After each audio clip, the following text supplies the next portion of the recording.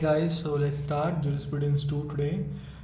जो first unit हमारी बात करती है लीगल पर्सन के बारे में बात करती है। तो अगर हम मोटा मोटा देखा जाए तो हमें सुनने में लगता है कि ह्यूमन बीइंग की बात हो रही है, पर ऐसा नहीं है। लीगल पर्सन्स और भी चीज़ें हो सकती हैं जिसे लॉ परमिट करता है, और लीगल पर्सन्स फिर उन्हें कलेक्टिवली कहा जा सकता है जो चीज़ें ड्यूटीज़ रखती हों, जिनके ऊपर राइट्स हों, जो कॉन्ट्रैक्ट में जा सकें, जिन्हें स्यू किया जा सके या फिर जो स्यूड हो सकें। फॉर एग्ज़ाम्पल गूगल एक कंपनी होने के बाद भी स्यू हो सकती है, और आप एक इंसान होने के बाद भी स्यू हो सकते हो। आप एक कॉन्ट्रैक्ट में जा सकते हो। तो दोनों ही एक लीगल पर्सन हो, पर दोनों की डेफिनेशन अलग होगी। एक नेचुरल लीगल पर्सन होगा, एक आर्टिफिशियल होगा। तो उनका डिफरेंशिएशन क्या होगा वो हम फर्दर डिस्कशन करेंगे। तो अगर हम इनके लीगल मीनिंग की बात करें तो एक ह्यूमन बीइंग, आइडल इंडिया के अंदर, religious, corporation, institute, university, trade union, association and states. क्योंकि स्टेट आपने देखा होगा उससे नारा खातून वर्सेस स्टेट ऑफ बिहार। तो यहाँ पे स्टेट क्या है, उसके पास भी एक लीगल पर्सनालिटी है, एक लीगल पर्सोना है। लीगल पर्सनालिटी सिर्फ ह्यूमंस तक लिमिटेड नहीं होती है, ये लीगल फंक्शनिंग को दर्शाने के लिए एक बड़े हॉराइजन पे बाकी चीज़ों को भी दी जाती है। नाउ लेट अस डिस्कस की कोई डेफिनेशन आपको जो सिंपल लगे, जो अच्छी लगे, वो डेफिनेशन आप अपने आंसर्स में लिख सकते हो। जैसे कि सेवेनी कहते हैं कि ह्यूमन जो है वो नेचुरल पर्सन है, और जो कॉपरेशन है वो एक आर्टिफिशियल क्रिएचर है लॉ का। देन सेलमेंट कहते हैं कि पर्सन जो होता है वो लॉ के रिगार्ड्स में ऐसा होता है जिसके पास राइट्स भी होते हैं और जिसके पास ड्यूटीज़ भी होती हैं। वहीं पे हॉलैंड बोलते हैं कि एक बीइंग जिसके पास राइट्स और ड्यूटी बिलोंग करते हैं वो एक लीगल पर्सन होता है। अगर हम नेचर की बात करें इसके लीगल पर्सन के, तो सबसे पहली चीज़ होती है रिकॉग्नाइज बाय लॉ, यानी कि इसके बिना किसी को भी लीगल पर्सन नहीं कहा जा सकता। जो एक स्टेट है, जो एक कॉर्पोरेशन है, कंपनी है, उसको रिकॉग्नाइज करती है लॉ कि हाँ ठीक है, you are having a legal personality. उसके बाद ही उनकी हैसियत तय होती है इन दायरे of artificial personality. Then their capacity, कि उनकी राइट्स और ड्यूटीज़ होंगी। राइट्स जैसे कि प्रॉपर्टी के राइट्स, स्यू के राइट, कॉन्ट्रैक्ट के राइट्स। अगर आप देखें तो गूगल एक प्रॉपर्टी रख सकता है, स्यू कर सकता है और कॉन्ट्रैक्ट भी कर सकता है। वैसे ही एक इंसान भी कर सकता है। साथ में ड्यूटीज़ होंगी जैसे कि टैक्स पे करने की, लायबिलिटीज़ होंगी तो उन्हें फुलफिल करने की, और एप्लीकेशंस को पूरे करने की। साथ में if you are talking about the separate legal existence, law ये अपने आप में इंडिपेंडेंट होती हैं in the eyes of law. Company is a separate stake holder, मतलब कि वो अपने आप में एक वजूद रखती है कंपनी, जिसमें इंडिपेंडेंस होता है उसका खुद का, और वो किसी और के ऊपर निर्भर नहीं होती उस चीज़ के लिए। Then we are having a artificial but legally real, यानी कि भले ही वो एक इंसान नहीं है पर उसको वो सारी चीज़ें मिलेंगी लीगल पर्पसेस के लिए कि उसको एक रियल पर्सन के जैसे ही ट्रीट किया जाए। जस्ट लाइक कंपनीज हो गई, आइडल हो गए, ट्रेड यूनियंस हो गए। ये वाला जो टॉपिक है ये आपको थोड़ा इरेलेवेंट लगेगा परपेचुअल एग्जिस्टेंस का, बिकॉज ये बात करता है सिर्फ आर्टिफिशियल के लिए। आर्टिफिशियल पर्सनालिटी की बात करें तो कंपनी तब तक रह सकती हैं जब तक चाहे लॉ, जब तक उनके स्टेक होल्डर हैं, ऐसा कोई रूल नहीं है। फॉर एग्जांपल टाटा, रतन टाटा जाने के बाद ख़त्म नहीं होगी टाटा कंपनी, वो चल रही है क्योंकि that is in perpetual existence. उसके बाद बाकी सारे उसको हस्तांतरित करते रहते हैं, जो उसका स्टेक्स हैं वो आगे दूसरे ओनर्स के पास जाता रहता है, जिसकी वजह से एक जो कंपनी है वो अपना वजूद कभी नहीं खोती है। फीचर्स अगर देखा जाए लीगल पर्सनालिटी के तो एक लीगल क्रिएशन है, लीगल क्रिएशन है जो कि क्रिएट करा जाता है लॉ की वजह से, और इसको मॉडिफाई और डिस्ट्रॉय भी किया जा सकता है इसी लॉ की वजह से। ये एक लीगल कन्वीनियंस और सोशल नेसेसिटी की वजह से बनाए गए हैं, जिसके बारे में हम आगे बहुत अच्छे से डिस्कस करेंगे। Now we are discussing about the kinds of legal person. दो तरीके के पर्सन होते हैं। फर्स्ट इज नेचुरल, जैसे कि आप और मैं ह्यूमन बीइंग्स, जो कि रिकॉग्नाइज बाय लॉ हैं as a person. Then we are having a legal, artificial या जुरिस्टिक। ये सिनोनिमसली यूज़ किए जा सकते हैं सारे शब्द। ये एक पर्पस के लिए बनाए जाते हैं, purpose to be treated as a human being, और इनको ऐसे ही ट्रीट किया जाता है जैसे कि ये ह्यूमन बीइंग हो, इनके भी राइट्स निर्धारित किए जाते हैं। So let's have a discussion on the differentiation. सबसे पहले तो नेचुरल और बायोलॉजिकल होते हैं, और जो हमारे लीगल पर्सनालिटी होती है ये लॉ के द्वारा क्रिएट होती है। हम जैसे ही जन्म लेते हैं हमारे मृत्यु तक हमारे पास हमारे राइट्स रहते हैं, पर जो एक कंपनी की बात होती है, just like we have discuss about the perpetual existence, कि जब से ये लॉ रिकॉग्नाइज करती है तब से लेकर के जब तक ये कैंसिल नहीं हो जाता, डिसॉल्व नहीं हो जाता है, वेंडिंग अप नहीं हो जाता बाय द लॉ, ये बनी रहेगी। इसकी कोई फिजिकल बॉडी नहीं होती, पर हमारी फिजिकल बॉडी भी होती है और हमारा दिमाग भी होता है। हमारे पास ज़्यादा राइट्स होते हैं as compare to legal personality, because हमारे पास सिविल राइट्स यानी शादी, डिवोर्स, इन सब के rights, political rights means voting के राइट और वोट कंटेस्टिंग के राइट्स भी होते हैं, पर इसके पास थोड़े लिमिटेड राइट्स होते हैं। Apart from that we are having a personal actions, हम अपने लिए काम करते हैं, पर यहाँ पर एजेंट्स होते हैं जो काम करते हैं एक कंपनी के बिहाफ पे। इवन हमारे पास जो अनबॉर्न चाइल्ड्स होते हैं उनके लिए भी लिमिटेड राइट्स होते हैं, जिसे हम आगे फर्दर डिटेल में डिस्कस करेंगे।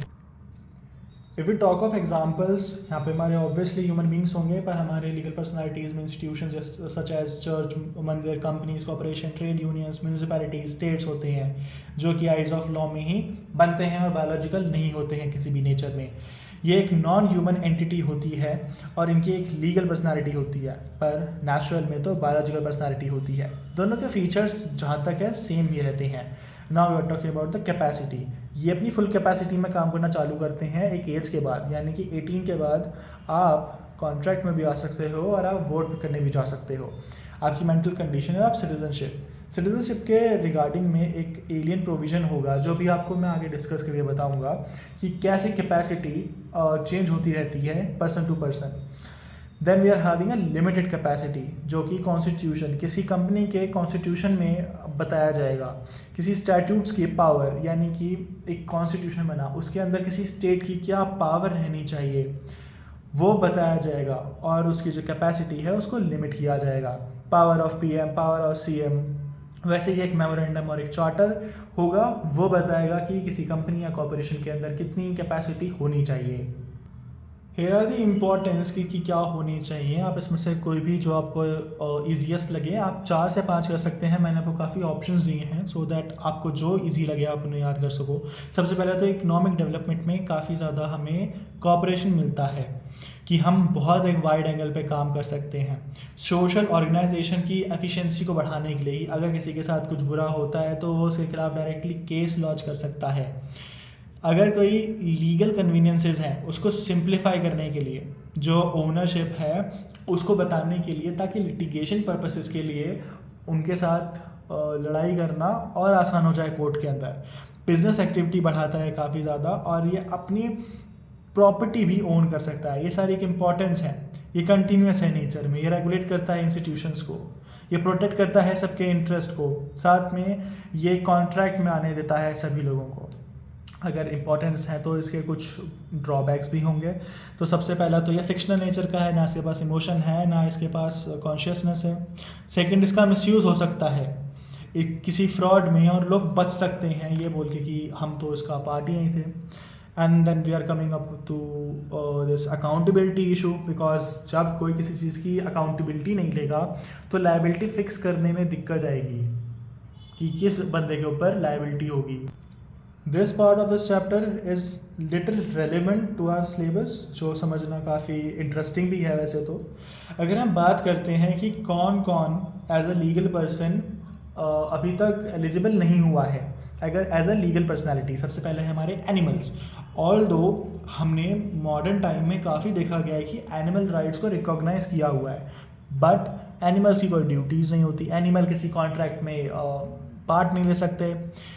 इसी वजह से एनिमल्स जो हैं एक कॉम्पिटेंट पर्सन नहीं है लीगल पर्सनालिटी के लिए।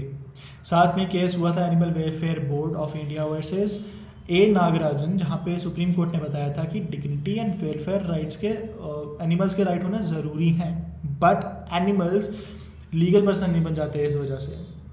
अब एक एग्जांपल लेते हैं कि आप पार्क में चल रहे हो और आपका जो डॉग है उसको कोई गोली मार के चला जाता है, तो आप बीइंग द ओनर उसके ऊपर केस करोगे कि आपके कुत्ते को किसी ने गोली मारी है। वैसे ही कुत्ता केस नहीं कर सकता इस चीज़ के ऊपर। अपार्ट फ्रॉम दैट, अगर आप एक जंगल में हो और आप किसी हिरण को मार देते हो तो भले ही आप एक नेता या अभिनेता क्यों ना हो, आपके ऊपर लाइबिलिटी आएगी। क्यों? बिकॉज आपने एक सोसाइटियल राइट्स को हार्म करने की कोशिश करी है, आपने एक क्राइम किया है स्टेट के अगेंस्ट एक प्रोटेक्टेड स्पीशीज़ को मार करके। तो ये एक ह्यूमन सोसाइटी राइट्स की बात हो जाएगी। Then if we are talking about the dead person, तो एक डेड पर्सन कानून की नज़रों में नहीं होता है जिसके पास लीगल पर्सनैलिटी होनी चाहिए, बिकॉज जो उसकी बॉडी है अब उसके पास राइट नहीं है, अब उसकी बॉडी को प्रोटेक्शन चाहिए होता है स्टेट से। उसकी जो प्रॉपर्टी है वो ट्रांसफ़र हो चुकी है उसके हायर्स में, उसकी जो रेपुटेशन है उसको हम कहीं ना कहीं मान लेते हैं इंडिया के अंदर क्रिमिनलाइज कर देते हैं डिफेमेशन के केस में, बिकॉज उसकी रेपुटेशन होती है, वो उसकी फैमिली की रिस्पेक्ट बन जाती है। पर इसकी वजह से इस डेड पर्सन को हम लीगल पर्सन डिक्लेयर नहीं कर देते। इसी के ऊपर एक केस भी है, आश्रय अधिकार अभियान वर्सेस यूनियन ऑफ इंडिया, जहाँ पे सुप्रीम कोर्ट रिकॉग्नाइज करता है आर्टिकल 21 के अंदर कि मरे हुए इंसानों की भी डिग्निटी होती है। थर्ड हमारे आते हैं इनएनिमेटेड ऑब्जेक्ट्स, यानी कि कोई भी ऑर्डिनरी ऑब्जेक्ट उसके पास लीगल और पर्सनैलिटी बिल्कुल भी नहीं हो सकती। For example table, car, river, buildings, chair, कुछ भी, तब तक जब तक कि उसको स्पेसिफिकली रिकॉग्नाइज ना किया जा सके। Keep this thing in your mind. अब हम डिस्कस करते हैं इसी को ध्यान रखते हुए रिवर्स का एग्जाम्पल लेकर के। केस आया Mohammad Salim versus state of Uttarakhand 2017 का, जहाँ पे गंगा और यमुना रिवर्स को लीगल पर्सन बताया गया by the Uttarakhand high court, but इसको सुप्रीम कोर्ट ने स्टे लगा दिया ऑर्डर के ऊपर, और इसको हम कह सकते हैं this is an exception, this is not a general rule. ये हर केस में नहीं होता कि हर रिवर को हम लीगल पर्सनैलिटी दे दें। तो अगर हम आज की भी बात करें तो गंगा यमुना की लीगल पर्सनैलिटी नहीं है, जिसके ऊपर स्टे लगा हुआ है। Then we are having a slaves, जो कि एंशिएंट टाइम्स में प्रॉपर्टी की तरह डील किए जाते थे, not as a person, but completely prohibit कर दिया गया आज के ज़माने में स्लेवरी को। मॉडर्न कॉन्स्टिट्यूशन में और ह्यूमन राइट्स में स्लेवरी टोटली प्रोहिबिटेड है। We are having this case law Somerset versus Stewart, जहाँ पे स्लेवरी को इंग्लिश कॉमन लॉ से बिल्कुल ही इरेडिकेट कर दिया गया, रिजेक्ट कर दिया गया ट्रीटमेंट स्लेव्स का एज अ प्रॉपर्टी, उसको एज अ पर्सन देखना चालू कर दिया है अब। विद दिस अनरिकॉग्नाइज एसोसिएशन जो होते हैं, क्योंकि उसकी लैक ऑफ पर्सनालिटी होती है भाई, ना वो प्रॉपर्टी दे सकता है, ना उसको कोई स्यू कर सकता है, उसके जो मेंबर्स हैं सिर्फ उन्हें ही पर्सनली लायबल कर सकते हैं आप। तो इस केसेस में उसको भी लीगल पर्सन नहीं बताया जा सकता। Then we are having alien, जो मैंने आपको बताया था कि फॉर एग्जांपल एलियन का मतलब होगा कि अगर कोई पाकिस्तानी, विच मीन्स कोई फॉरेन नेशन हमारी कंट्री के अंदर रहता है और हमारी वॉर छिड़ जाती है उस कंट्री के साथ, फॉर एग्जांपल पाकिस्तान के साथ, तो जो पाकिस्तानी हमारे देश के अंदर रह रहे हैं वो हमारे एनिमी एलियंस बन जाएंगे। अब उनके पास काफ़ी लिमिटेड कैपेसिटी होगी, अब उनके लिए थोड़ी रिस्ट्रिक्शंस लगा दी जाएंगी टेम्परेरी पीरियड के लिए उनके लीगल राइट्स पे, जब तक कि वो वॉर चल रही है उनको हम एनिमी एलियंस का दर्जा देंगे। साथ में एक लेटेस्ट हॉट टॉपिक है वो AI है, जहाँ पे लीगल पर्सन तो ऑब्वियसली ये नहीं है, साथ में काफ़ी ज़्यादा डिबेट चल रही कि इनको एक लिमिटेड पर्सनालिटी दे देनी चाहिए एडवांस AI को, बट अभी तक ऐसा कुछ भी हम धरातल पे नहीं देखते हैं।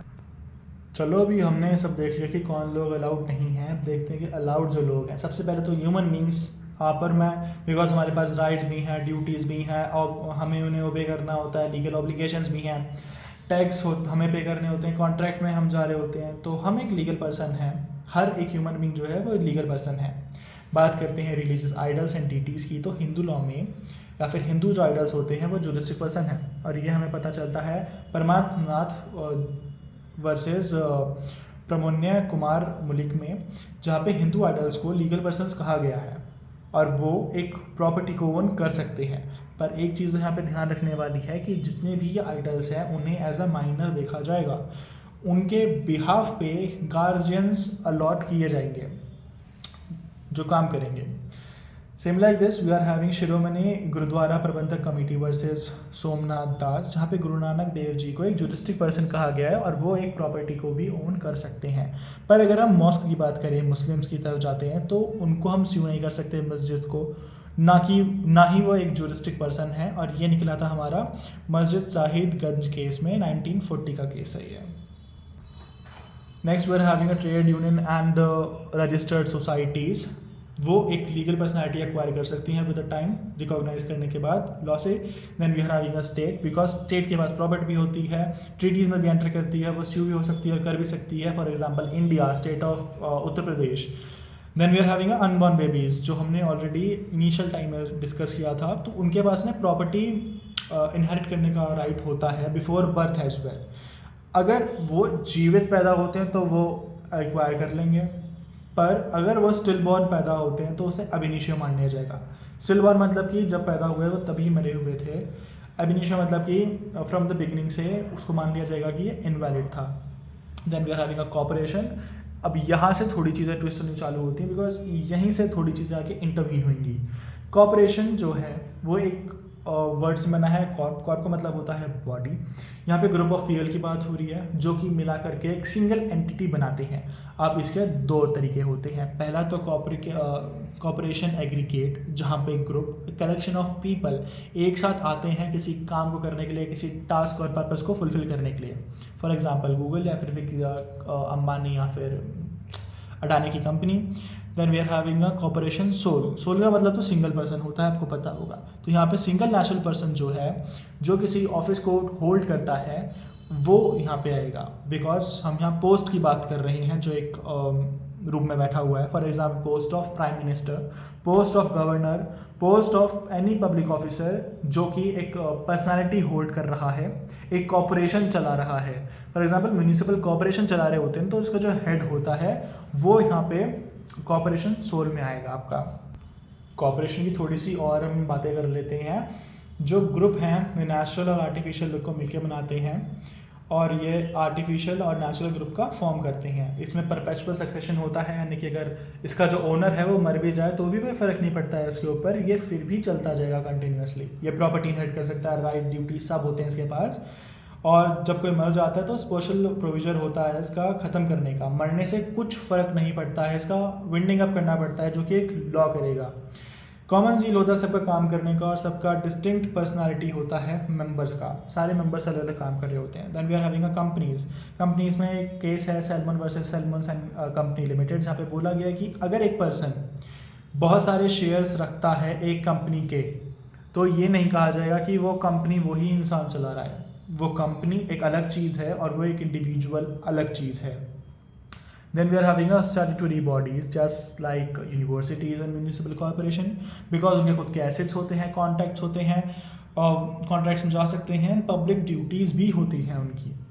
यहाँ पे आप केस जा सकते हैं states trading company trading corporation of India versus union of India, जहाँ पे बोला गया कॉर्पोरेशन जो है एक सिटीज़न नहीं है, पर वो एक लीगल पर्सन ज़रूर है।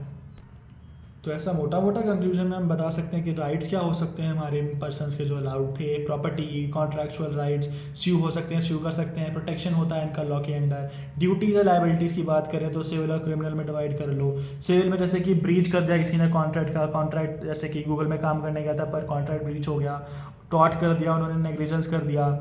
Then we are having a criminal, यानी कि कुछ एनवायरमेंटली बहुत बुरी चीज़ कर दी उन्होंने, एयर पोल्यूशन कर दिया, वाटर पोल्यूशन कर दिया, फाइनेंशियल फ्रॉड या मर्डर कर दिया किसी का, तो ये सारे आ जाएंगे लायबिलिटीज़ के ऊपर। Now here come the main thing.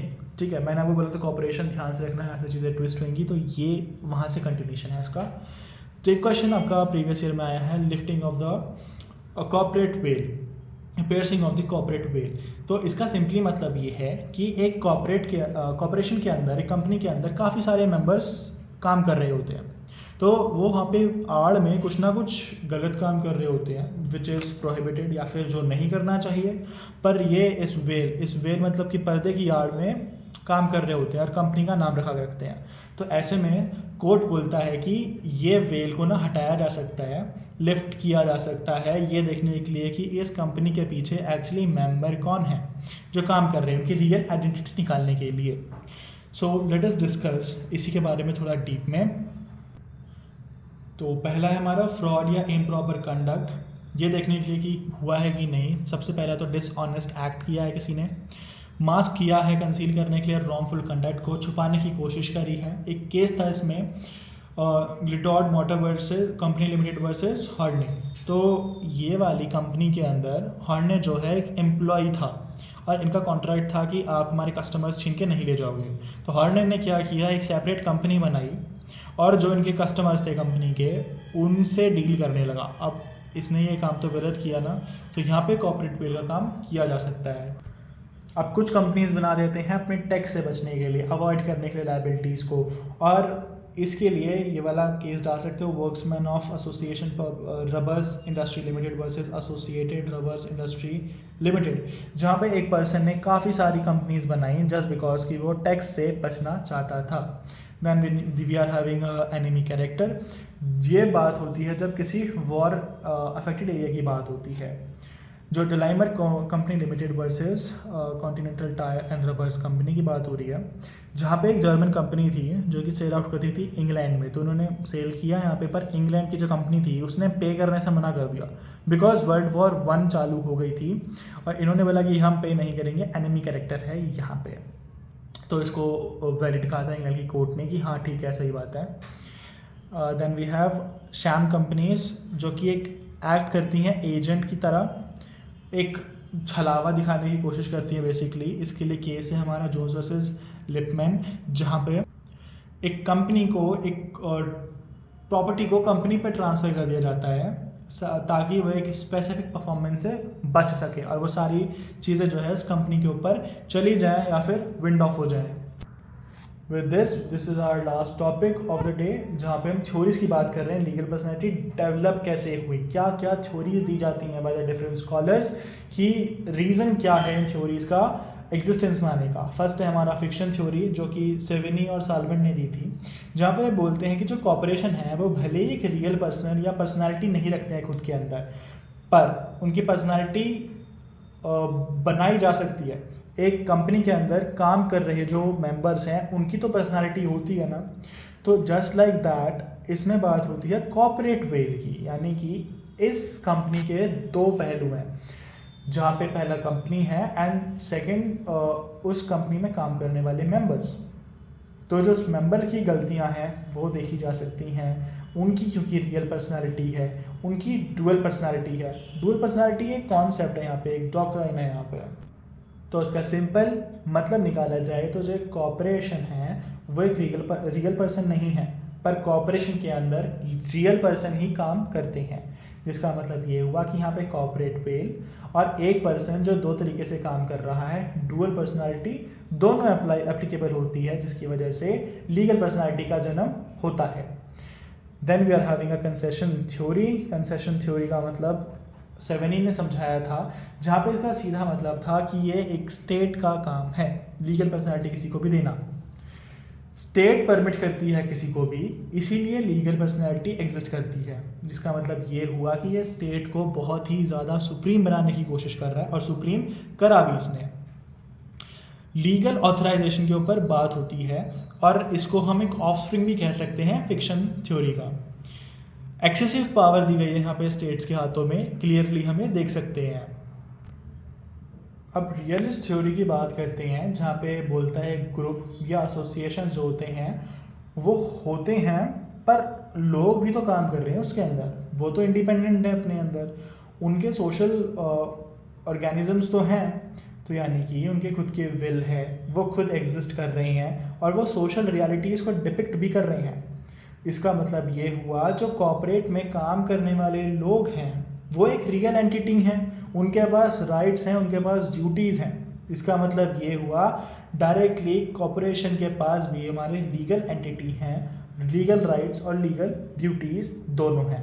Simple भाषा में कहा जाए, जस्ट लाइक कॉर्पोरेशन के अंदर रियल लोग काम कर रहे हैं जिनके पास राइट्स एंड ड्यूटीज़ हैं, तो इसका मतलब ये हुआ कि कॉर्पोरेशन भी हमारी राइट्स और ड्यूटीज़ को पोजेस करती है, which means they are also the real entity.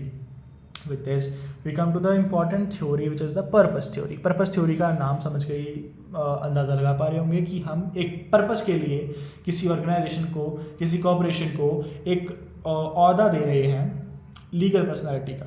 ये प्रिंस ने बनाया था जो कि एक जर्मनी का था, और जो बार्कर थे इंग्लैंड के, उसने लेटर इसको डेवलप किया। पर एक बात को ध्यान में रखना कि ये सिर्फ जर्मनी में चलता था बिकॉज इसको इंग्लैंड ने अप्रूव नहीं किया। इंग्लैंड ने अप्रूव नहीं किया तो मतलब कि कॉमन लॉ कंट्रीज़ ने भी अप्रूव नहीं किया, तो ये मेजरली जर्मनी के अंदर ही फैला रहा। मेन पॉइंट्स अगर हम इसके देखे जाएं तो ह्यूमंस राइट्स और ड्यूटीज़ पोजेस करते हैं जो कि पर्सन्स हैं, पर जो कॉर्पोरेशन है वो एक ह्यूमन नहीं है, वो एक ज्यूरिस्टिक या आर्टिफिशियल पर्सन है। तो जो एक कॉर्पोरेशन है उसको कह सकते हैं हम एक सब्जेक्टलेस है, वो ओनरशिप रखता है पर उसके पास ओनर नहीं है, तो वो सिर्फ एक पर्पस के लिए उस ओनरशिप को होल्ड करता है। तो सिंपल लैंग्वेज में बताया जाए कि ये एक पर्पस को सर्व करने के लिए लीगल पर्सनालिटी दी गई हैं। एग्जाम्पल बात करें, जो एक ट्रस्ट प्रॉपर्टी है वो एक चैरिटेबल पर्पसेस के लिए दी गई है बना करके उन्हें लीगल पर्सनालिटी। वैसे ही लॉ रिकॉग्नाइज करता है पर्सनालिटी को सिर्फ लीगल पर्पसेस के लिए और सिर्फ उनके ऑब्जेक्टिव फुलफिल हों, इसलिए उन्हें लीगल पर्सन्स बोला जाता है। Now the last theory is the bracket या सिंबॉलिज्म और थ्योरी, सिंबॉलिस्ट थ्योरी, जो कि एराइन ने दी थी, जिसको लेटर डेवलप किया था मार्क्विस ने, जहाँ पे बोला जाता है कि जो ज्यूरिस्टिक पर्सनालिटी होती है वो एक सिंबल दिखाती है, क्योंकि उसके कॉर्पोरेशन के अंदर लोग काम कर रहे होते हैं। अब वो जो मेंबर हैं, जो उस कॉर्पोरेशन के अंदर जो मेंबर काम कर रहे हैं, उनके अंदर एक पर्सनालिटी है, वो एक पर्सन है, ट्रू सेंस के अंदर वो एक पर्सन है। तो ये कहा जाता है कि उन्हें एक ही यूनिट की तरह ट्रीट किया जाएगा, both corporation and this members, एक साथ उन्हें हम सिंगल यूनिट में देखा जाएगा उनको, और उनकी सेपरेट लीगल एंटिटी नहीं होगी। ये दोनों को एक ही बना करके बात कर देते हैं। सो फर्स्ट में फिक्शन थ्योरी यह बात कर रही है कि एक कॉर्पोरेशन के अंदर मेंबर्स भी होते हैं जो डुअल पर्सनालिटी रखते हैं, जिनके पास कॉर्पोरेट वेल होता है, दोनों के बीच में डिफरेंस होता है थोड़ा सा, जो कि एक वेल के थ्रू डिफाइन होता है, और समय आने पे उसको लिफ्ट भी किया जा सकता है, जो कि हमने पहले डिस्कस किया है। Then we have discuss about realist theory, जहाँ पे हमने देखा कि वो बात करते हैं कि जो कॉर्पोरेशन है, जो एसोसिएशन है, वो एक रियल एंटिटी है, वो एक रियल लीगल पर्सन है। Then we have talk about the concession theory, जहाँ पे स्टेट को बताया गया कि उसके पास सुप्रीम पावर है और वो किसी भी ऑर्गेनाइजेशन, किसी भी एसोसिएशन को लीगल पर्सन बनाने के लिए ऑब्लाइज्ड है, वो बना सकती है किसी को भी। Then we have fourth discuss about the purpose theory, जहाँ पे किसी एक पर्पस को, किसी एक ऑब्जेक्टिव को फुलफिल करने के लिए एक एसोसिएशन, कंपनी, कॉर्पोरेशन को लीगल पर्सनालिटी दे दिया जाता है। Lastly we have talked about the symbolist theory, जहाँ पे बोला जाता है कि कॉर्पोरेशन के अंदर काम करते हैं मेंबर्स, और मेंबर्स को होती है पर्सनल लिबर्टी, पर्सनालिटी होती है उनकी ट्रू सेंस के अंदर।